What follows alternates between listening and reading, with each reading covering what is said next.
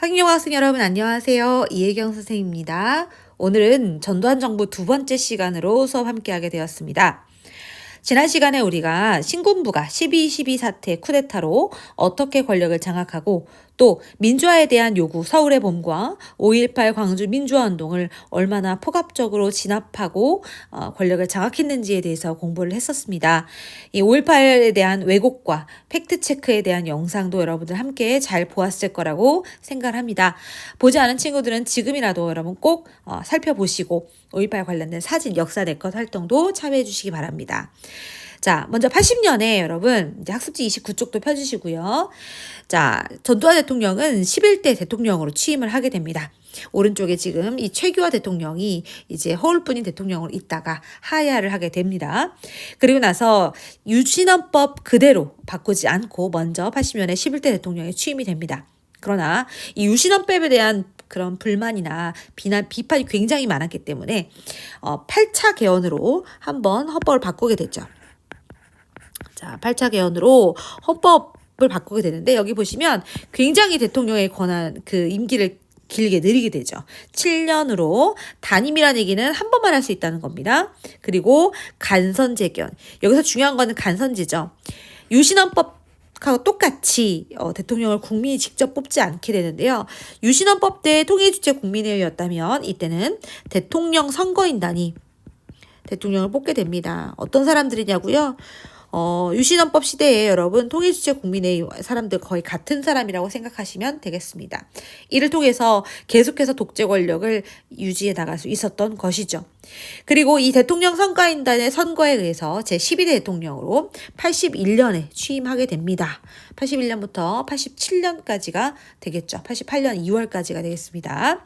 그리고 나서 여러분 이 독재 권력으로 여러분들 통치하기 시작하게 되는데 당시 전두환 정부는 이전에 여러분 민주화 운동을 아주 폭압적으로 진압했기 때문에 이 독재를 강화하기 위해서 사회적 사람들을 여러분 시선을 돌리기 위한 유화 정책을 다양하게 시행하게 됩니다. 유화라고 하는 거는 뭔가 부드럽게 만들었다는 것이죠. 사람들이 이 박정희 정부 시대, 유신 정권 시대 폭압 때보다는 그때보다는 좀 나은 것 같은데 라고 생각할 수 있을 만한 정책들을 하게 됩니다. 여러분들 여기 학습지에다가 같이 필기하면서 공부하도록 하겠습니다. 첫 번째는 박정희 정부 유신 정권 시대에는요. 12시부터 새벽 4시까지 야간 통행금지가 있었어요. 그런데 이 야간 통행금지를 해제함으로써 사람들을 조금 더 풀어주는 그런 제스처를 취하게 된 것이죠. 그리고 교복과 여러분 두발에 대한 자율화도 시행하게 됩니다. 여러분 예전에 박정희 정부 시대에 두발 장발 단속했다고 기억하시죠? 이런 것들을 모두 사라지게 됩니다. 여러분들 아마 응답하라 1988이라고 하는 영상 드라마 보셨죠? 거기 보시면 덕선이는 교복을 안 입잖아요. 그래서 이런 교복들이 자율화되는 것도 이 시기가 되겠습니다. 그리고 이전까지는요. 해외여행은 외교관이라든지 정말 특정한 사람들만 갈 수가 있었는데 이제 해외여행도 점차 자율화되기 시작합니다. 그래서 1988이라고 하는 드라마에서도 정봉인의 어머니가 아버지가 이제 해외여행 가는 장면이 나오잖아요. 여권 만들고 그런 장면이 나오죠. 자, 그리고 또 하나 이때 사람들에게 프로야구와 프로축구가 출범을 하게 됩니다. 우리는 이런 것을 이른바 3S 정책의 일환인데요. 3S 정책은 일명 우민화 정책이라고 합니다. 사람들의 관심을 정치나 민주화에서 다른 곳으로 돌리려고 하는 것이죠. 자, 그럼 여기서 3S는 무엇일까요? 첫 번째는 스포츠입니다. 그 스포츠의 일환으로 이 프로야구 와 프로축구 경기가 출범하게 되는 것이죠. 이 사진에 보이시는 게 바로 우리나라 첫 번째 시구자인 이 전두환 대통령의 모습입니다. 그리고 스크린 이때부터 굉장히 많은 컬러 텔레비전이 보급이 되고요. 영화 산업이 굉장히 발달하게 됩니다.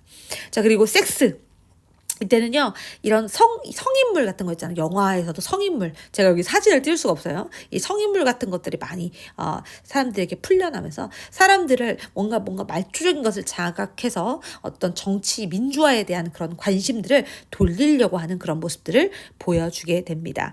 또, 다양한 문화적인 행사, 이런 것들을 통해서 사람들의 관심이, 유신정권 시기보다는 조금 더 독재가 아닌 것 같은데? 라는 생각으로 떠올리게 만들게 하는 그런 정책들이 었던 것이죠.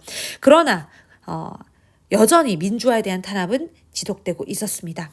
먼저 각종 언론 기관을 통폐합해서 언론을 철저하게 통제하는 모습을 보여줍니다. 우리 5.18에서도 이 언론들이 당시에 통제되고 제대로 된 목소리를 내지 못하는 모습을 보여줬는데요. 특히 이 시대에는요, 보도 지침이라는 것이 존재했다고 해요. 그래서 여기 화면에 보시는 것처럼 그 각 신문사에 어떤 것은 절대로 보도하지 마라. 예를 들면 뭐 김대중의 동교동 기자회견 내용 중에 뭐 이런 것들은 절대 불가하다. 절대 이야기하면 안 된다. 이런 식으로 이 언론에 대해서 철저하게 통제했던 것이죠. 자, 그리고 여기 땡전 뉴스라는 게 나오는데요. 모든 뉴스는 9시 땡 하면 전두환 대통령은 오늘 어쩌고 저쩌고, 9시 땡 하면 전두환 대통령은 오늘 어쩌고 저쩌고. 제가 이 영상은 여러분들한테 수업 시간에 보여드리도록 하겠습니다.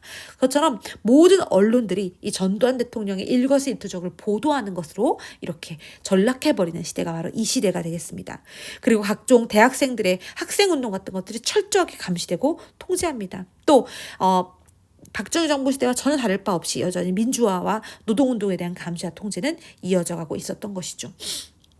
그리고 이 시대에 있었던 두 가지 중요한 사건이 하나 있는데요.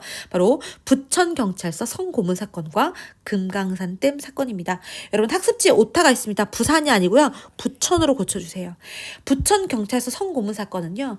당시 이 서울대생이었던 권인숙 씨가 이 노동자로 위장 취업을 해서 이 공장에 들어가서 일을 하고 있었는데 이 여성이 적발이 되게 됩니다. 이 노동운동을 하고 있었던 이 서울대생 대학생 권인숙을 경찰이었던 문귀동이라는 사람이 신문하는 과정에서 정말 발가벗기고 성고문을 자행한 사건이 일어나게 됩니다. 이때 이 권인숙 씨는 지금 옆에 있는 분은 조영래 변호사님이시고요. 제가 수업 시간에 영상을 보여드리도록 하겠습니다. 정말 끔찍한 성고문을 당한 것을 사람들에게 세상에 내놓았지만 사람들은 오히려 이 여성이 성을 이용해서 노동운동에 활용하고 하고 있다. 이런 식으로 해서 오히려 이 여성이 굉장히 비판을 받게 됐던 상황들이 펼쳐지게 됩니다. 우리가 2017년을 떠들썩하게 했던 미투운동을 기억하시나요? 우리나라 역사상 최초의 미투운동이라고 할 수 있는 부천경찰서 성고문 사건. 이 사건에 대해서도 우리가 수업 시간에 조금 더 다뤄보도록 하겠습니다. 금강산댐 사건은요, 박정희 정부가 했던 것처럼 이런 안보 위기, 북한과의 위기를 이용해서 이 독재를 연장하려고 했던 사건입니다. 당시 이 북한이 금강산에 댐을 건설하고 있다. 그런데 그 금강산의 댐의 수량이 엄청나서 이 북한이 금강산 댐을 무너뜨리면 서울 전체가 물바다에 잠길 것이다. 이런 식으로 해서 사람들을 공포에 빠지게 하는 것들이 나오게 됩니다. 그래서 당시에 우리나라 정부에서는요, 평화의 댐이라고 하는 것을 건설하게 되는데 이 평화의 댐을 건설하는 과정에서 국민들이 대대적으로 모금 운동을 하게 됩니다. 그런데 나중에 밝혀진 것으로 따르면 이 금강산 댐은 전혀 우리나라에게 위협이 될 만한 규모의 댐이 아니었고 이 평화의 댐 건설 역시도 그 모금했던 것들도 역시 굉장히 부정적인 방법으로 사용됐음을 여기 보여서 대표적인 이 전두환 정부의 어떤 안보를 이용한 가짜 뉴스를 이용한 국민들의 불안감을 자극했던 사건이라고 할 수가 있겠습니다. 자, 그러나 이 1980년대 전두환 정부 시대는요, 상당히 경제적으로는 굉장히 잘 나가던 시대였습니다. 바로 삼저 호황이 있었던 시대였거든요. 전두환 정부가 정책을 잘했다기보다는 어떤 이렇게 국제적인 경제 흐름이 굉장히 좋았습니다. 먼저 달러의 거 굉장히 낮아서요. 우리나라가 어떤 그 해외에 물건을 수출할 때 굉장히 유리했던 것이죠. 우리가 물건을 값싸게 수출할 수가 있었다라고 하는 것이고요. 또 유가가 낮아서 예전에 박정희 정부 시대에는 오일 쇼크가 와서 굉장히 여러분들 경제가 휘청했었죠. 이번에는 저유가로 인해서 생산비가 줄어들어서 물가가 안정됩니다. 또 저금리를 통해서 기업들은 사업 자금을 확보해서 기업들이 성장할 수 있는 경제적으로 호황을 누렸던 시기가 바로 1980년대가 되겠습니다. 그래서 경상수지 무역 흑자를 이루고 굉장히 수출이 늘어났던 시기이기도 하죠. 하지만 그럼에도 불구하고 여전히 이 전두환 정부의 독재에 대해서 사람들은 분노하고 있었고 민주화 탄압에 대해서 분노하고 있었습니다. 그런 분노가 터져 나왔던 것이 바로 여러분들이 영화 1987을 통해서 만났던 6월 민주항쟁입니다. 여러분들 학습지 지금 보고 계시죠? 별표 3개 되어 있는 6월 민주항쟁. 확인하면서 하나하나 중요한 사건 중심으로 확인하도록 하겠습니다. 이 전체를 흐름을 망라하는 영상도 제가 함께 올려드릴 테니까 그 영상도 함께 꼭 보시고요. 시간이 있으시면 1987 영화 영상도 꼭 함께 봐주시면 감사하겠습니다.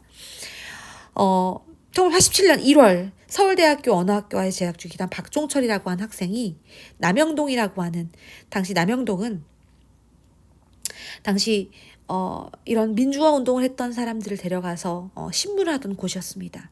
이곳에서 이 박종철 학생이 물고문을 받다가 죽게 되는 사건이 벌어지게 됩니다.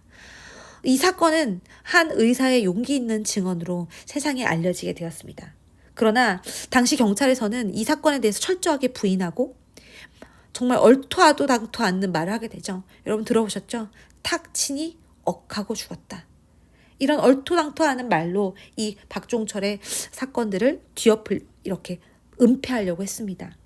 그러나 사람들은 이 박종철의 죽음에 분노하면서 거리로 나오기 시작했고, 이 전두환 정부에 대한 비판이 점점 올라가기 시작했습니다. 당시 국민들이 원했던 것은 기존의 전두환 정부가 갖고 있었던 우리 헌법이 어땠나요, 여러분? 7년 단임이었기 때문에 전두환 정부가 더 이상 유지될 수는 없었지만 간선제였기 때문에 이후에 전두환 대통령이 지목하는, 아마도 노태우였겠죠. 이 사람이 대통령이 될 수밖에 없는 이 상황을 뒤엎고 간선제에서 직선제로 우리는 헌법을 바꾸기를 원한다라고 하는 것을 국민들이 원하고 있었던 것이죠. 관선제에서 직선제로 헌법을 바꾸기를 원하고 있었습니다. 그런 상황이었기 때문에 당시 국민들은 이 박종철의 일을 계기로 사람들은 민주화를 요구하면서 나오기 시작했습니다. 그러나 전두환 대통령은 그것을 단호하게 거부하게 되죠. 이것을 4.13 호헌 조치라고 합니다. 호헌이라고 하는 것은 헌법을 수호하겠다라고 하는 거죠. 즉 여기서는 제가 직선제 개헌을 거부했다 이렇게 적어뒀는데요. 하나 더 적어볼까요? 옆에다가 바로 간선제 간선제를 유지 방침을 발표하게 된 것입니다. 대통령을 간선제로 뽑겠다고 하는 것을 그 방침을 발표하게 됩니다. 그러자 국민들은 더욱더 분노하게 되었던 것이죠. 국민들은 이 전두환 대통령의 4.13 호헌 조치에 대해서 분노하면서, 특히 또한 박종철 고문치사 사건에 대해서도 여러분 학습지에 나와 있었던 것처럼 천주교 정의구현 사재단, 당시 신부님들이 그것에 폭로하게 되고, 또 민주헌법 쟁취국민운동본부라는 것을 만들어서 이 호헌철폐, 독재타도를 외치면서 사람들은 거리로 뛰어나오기 시작합니다. 이 당시에 이 시위에 나섰던 6월 9일에 연세대 앞 시위에서 이한열이라고 하는 또 한 명의 대학생이 최루탄의 뒤통수를 맞아서 피격당한 사건이 벌어지게 되죠.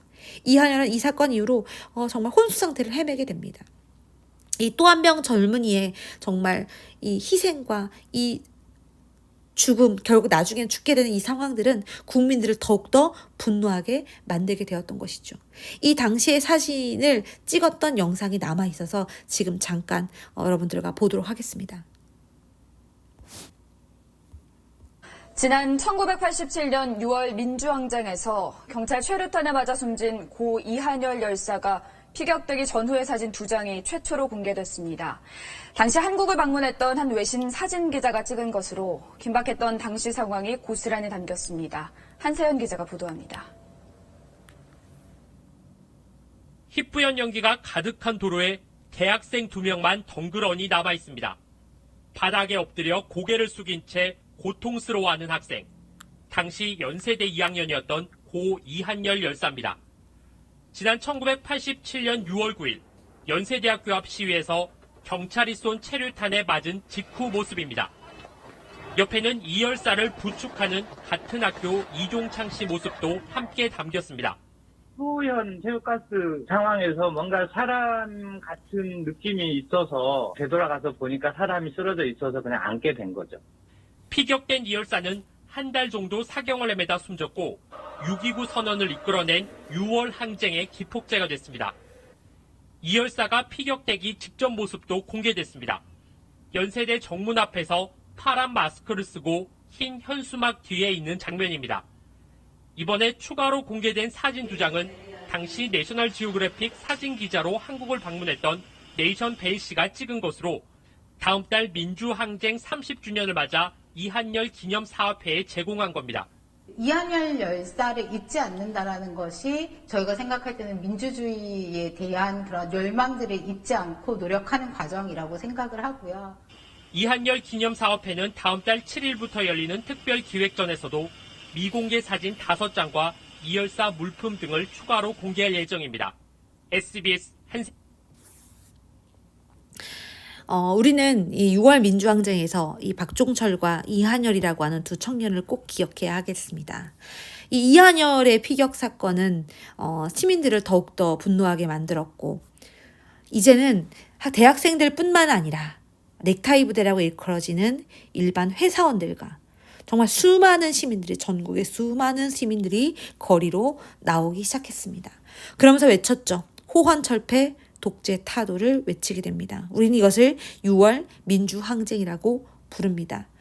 이러한 국민들의 열망과 시민들의 요구로 인하여서 결국 이 시위에 결국 당시 정부는 굴복하게 됩니다. 당시 대통령 후보였던 노태우 후보가 6.29 민주화 선언을 통해서 국민들이 원하는 대로 대통령 직선제를 개헌하는 것을 수용하게 됩니다. 그리고 얼마 안 있어 9차 개헌이 이루어지게 되는데요. 이 9차 개헌이 바로 현재의 헌법입니다. 5년 단임이고 직선제, 국민들이 여러분 직선제로 지금 현재 대통령을 뽑게 된 것이 바로 이 6.29 민주화 선언 때였던 것이죠. 내년 3월 9일에 20대 대선이 예정되어 있습니다. 대통령 후보가 마음에 들건 안 들건 우리가 정말 우리 손으로 대통령을 뽑을 수 있다는 것 자체가 이 6월 민주항쟁이 있었기 때문에 가능했다는 사실을 우리는 꼭 잊지 않았으면 좋겠습니다. 자, 그러면 이 6.29 민주화 선언 이후에 어떻게 되었을까요? 네, 13대 대선이 있었습니다. 자, 노태우 후보가 나왔고요. 우리가 그동안 만났었던 김영삼, 김대중, 김종필 후보가 대선에 나오게 되죠. 김종필 후보는 예전에 여러분 중앙정보부장을 지냈던 분이고요. 자, 이 대선의 결과는 어떻게 되었을까요? 미리 스포일러 해드릴까요? 네, 13대 노태우 대통령이 취임하게 되는데요. 이상하죠, 여러분? 6월 민주항쟁으로 군사정부를 몰아냈다고 생각했는데 왜 다시 이 전두환과 함께 12.12 군사 쿠데타를 이끌었던 노태우가 대통령이 됐을까요? 그 이유는 무엇일까요? 그리고 이 노태우 정부는 어떠한 정책들을 시행하였을까요? 이 이야기는 우리가 다음 시간에 우리가 등교 수업에서 이어가도록 하겠습니다. 여러분 학습지에서 내용들 한번 살펴보셨을 텐데요.